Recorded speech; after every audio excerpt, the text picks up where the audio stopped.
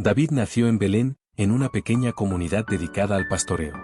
Era el menor de los 8 hijos de Isaí, y por esa razón muchas de las tareas más humildes caían sobre sus hombros. Mientras sus hermanos mayores servían en labores de mayor prestigio o en el ejército, David pasaba largas jornadas cuidando ovejas entre las colinas. Aún así, ese tiempo lo formó de manera única. Aprendió a tocar el arpa con una destreza extraordinaria, a escribir poesías profundas y a hablar con Dios como quien conversa con un amigo cercano. En esas noches solitarias, mirando la inmensidad del cielo, componía palabras que más tarde se convertirían en algunos de los salmos más hermosos jamás escritos. Durante uno de sus días como pastor, un león sorprendentemente fuerte apareció entre las ovejas.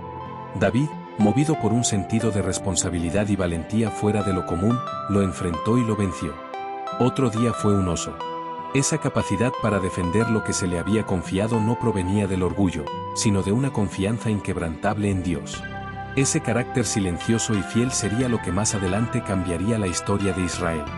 Un día, el profeta Samuel llegó a Belén, enviando ondas de inquietud por toda la región. Samuel era respetado en todo Israel, pues Dios lo usaba para guiar a su pueblo. Isaí lo recibió en su casa, sin imaginar lo que estaba por suceder. Samuel explicó que Dios lo había enviado para ungir a uno de sus hijos como nuevo rey de Israel. Isaí hizo pasar a sus 7 hijos mayores, uno tras otro, todos fuertes y con porte de guerreros. Sin embargo, Dios le decía a Samuel que ninguno era el escogido. Samuel preguntó si no quedaba otro hijo, y casi con sorpresa Isaí respondió que todavía faltaba el menor, quien cuidaba las ovejas. Lo mandaron a llamar.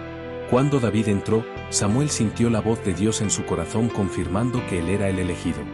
Samuel tomó el cuerno de aceite y lo derramó sobre su cabeza.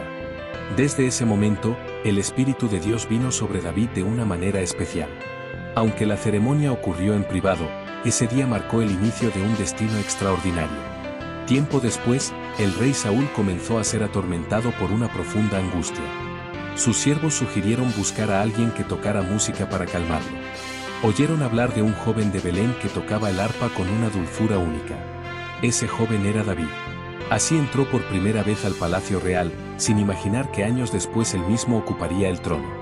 Cada vez que David tocaba, la tensión de Saúl se disipaba, y el ambiente del palacio se llenaba de una paz sobrenatural.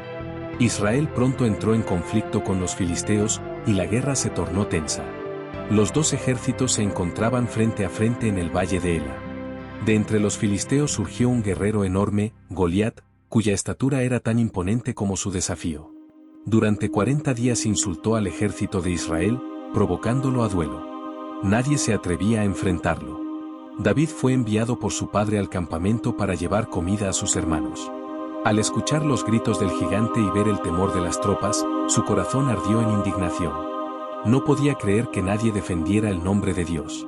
Preguntó qué sucedía y por qué todos estaban paralizados. Sus hermanos lo reprendieron, acusándolo de ser curioso y orgulloso, pero David no se detuvo. Fue llevado ante el rey Saúl. Aunque Saúl se sorprendió al ver la juventud del muchacho, David habló con una seguridad que no venía de su tamaño, sino de su fe. Contó cómo había enfrentado al león y al oso, y declaró que Dios lo libraría nuevamente. Saúl aceptó, aunque dudaba de que fuese posible. Le puso armadura, pero David no podía ni moverse con ella. Decidió ir como pastor, no como soldado. Tomó su honda, 5 piedras lisas y caminó hacia el gigante. Goliat se burló al verlo, pero David le respondió con una frase que resonaría por generaciones: él venía en el nombre del Señor. Lanzó una piedra, y ésta impactó la frente del gigante con tal precisión que cayó al suelo. La victoria fue decisiva. Israel recuperó su ánimo y los filisteos huyeron. Tras esa batalla, David se volvió un héroe nacional. La gente cantaba sobre él, y Saúl comenzó a sentir celos. Ese sentimiento oscuro fue creciendo hasta transformarse en odio. Intentó matar a David varias veces. Lo persiguió sin descanso. David tuvo que huir a los desiertos, cuevas y montes. Formó un grupo de seguidores leales, hombres que encontraron en él un líder justo. A pesar de la persecución, David jamás levantó su mano contra Saúl. En 2 ocasiones tuvo la oportunidad de matarlo, pero se negó. Sabía que no debía tocar al hombre a quien Dios había permitido reinar. La vida en el desierto fue dura. David lloró, cantó, escribió y fortaleció su fe. Aprendió a depender completamente de Dios. Su amistad con Jonatán, el hijo de Saúl, era su mayor consuelo. Jonatán lo amaba como a un hermano y lo protegió, aun sabiendo que él mismo no sería rey. Su amistad era un pacto de amor, lealtad y honra. Finalmente, Saúl murió en batalla contra los filisteos, y también Jonatán. David lloró amargamente las dos pérdidas. Después de un tiempo de duelo, fue proclamado rey de Judá. 7 años más tarde, las tribus de Israel se unieron para coronarlo rey de toda la nación. Entonces comenzó una nueva era. David conquistó Jerusalén y la convirtió en capital. Una de sus mayores alegrías fue llevar el arca del pacto a la ciudad. La procesión fue grandiosa, músicos, sacerdotes, cantores y danzas llenaron las calles. David mismo danzó con una alegría tan intensa que muchos quedaron sorprendidos. Para él, la presencia de Dios era el centro de su vida. Su reinado fue próspero. Israel creció en fuerza, territorio y estabilidad. David componía salmos, organizaba adoración y guiaba a su pueblo con sabiduría.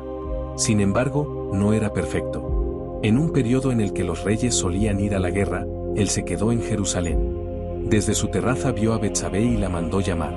Cayó en pecado y luego intentó ocultarlo, provocando la muerte de Urías, el esposo de ella. Fue un acto de gran gravedad. Dios envió al profeta Natán para confrontarlo. David, quebrantado, reconoció su culpa. No buscó excusas. Su arrepentimiento fue tan profundo que escribió palabras que hasta hoy conmueven. Pidió un corazón limpio y que Dios no apartara su presencia de él. Aunque Dios lo perdonó, las consecuencias afectaron a su familia. El resto de su vida estuvo marcado por conflictos dolorosos. Amnón dañó a su hermana Tamar. Absalón, lleno de ira, mató a Amnón y luego se rebeló contra su padre. David tuvo que huir de Jerusalén mientras lloraba. Aunque Absalón intentó arrebatarle el reino, murió en batalla, y David lloró con una tristeza indescriptible. Su familia fue su mayor victoria y su mayor dolor. Al envejecer, David designó a su hijo Salomón como sucesor. Le dio instrucciones para gobernar con justicia, fidelidad y temor de Dios. Reunió materiales, planos y organización para construir el templo, una obra que él soñó pero que no le fue permitido ver terminada. Murió a los 70 años, dejando un legado que trascendió reyes, generaciones y épocas. Dios le había prometido que de su descendencia vendría un rey cuyo reino sería eterno. Esa promesa se cumplió siglos después en Jesús, llamado Hijo de David. David fue pastor, guerrero, poeta, pecador arrepentido y rey conforme al corazón de Dios. Su vida fue una mezcla de gloria, heridas, batallas, errores y redención. Y aunque pasó por montañas y valles, siempre regresó a la presencia del Dios que lo eligió cuando solo era un muchacho entre ovejas.